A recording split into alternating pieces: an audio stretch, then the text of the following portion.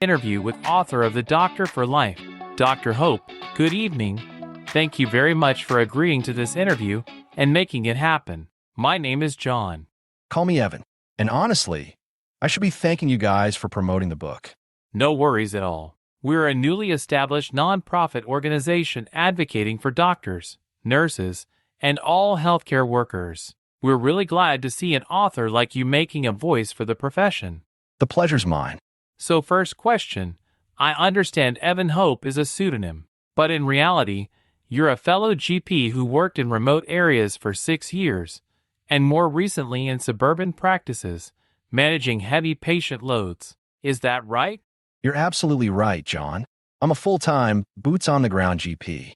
I use a pseudonym not because I want to hide, but because I have pretty bad social anxiety and don't do well with public attention.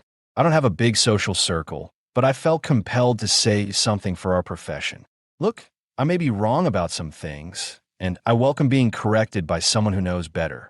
I just want to start an honest conversation and hopefully lead us toward a better future. Funny enough, I heard from your friend that on the first day, you sent out free copies of your book to some well-known doctors. The very first message you got in response was less than kind? Oh wow, my friend totally put me on the spot. Yeah, let's just say doctors are a tough crowd to please. So I wasn't shocked. I heard one of the responses was that GPs can easily earn $700,000 take-home by working 4 days per week. The minimum her friend's GP earn is $400,000 take-home. Apparently that person teaches other doctors how to bill. I wish I had that many friends making $700,000. Let me give you some context. I calculated that figure based on billing per hour, and sure, in theory some doctors might hit those numbers. But those are outliers, not averages. Honestly, if her friends are consistently earning that while bulk billing, Medicare would be interested in having a closer look. I'd happily bet on Medicare in that audit. So what you're saying is, we should maybe audit her instead? No comment, John. But seriously, it's not just about the money. I live a comfortable life. I'm not poor, but I'm not swimming in cash either. What matters is the system, how it's structured, how it's funded, and whether it's fair for both doctors and patients. I'm just asking for a more honest conversation about that. I also heard that person told you not to write the book at all, and that the $700,000 take-home can be done in just 4 days a week. That right? Look, John, I'm always happy to be corrected. If that doctor feels she can do better, she should write a better book and convince the public her way. No need to argue with me. And honestly, if she knows so much and had already solved the problem, then I wouldn't have had her write this book in the first place. That's powerful and fair. Look, the AMA already provides guidance on what to charge. The government simply needs to be clear, here's what Medicare covers, and here's what patients or insurers need to pay. We need to stop calling it bulk billing like it's the gold standard, because it's become a political trap. It's not about charity, it's about sustainability. And more than that, the government can just say if you want better insurance, then pay more, or change the government that manages it. It's not complicated. We can't expect McDonald's to give away food just because someone has a concession card or there's a cost of living crisis. Same thing with healthcare. If you underpay the people providing it, you break the system.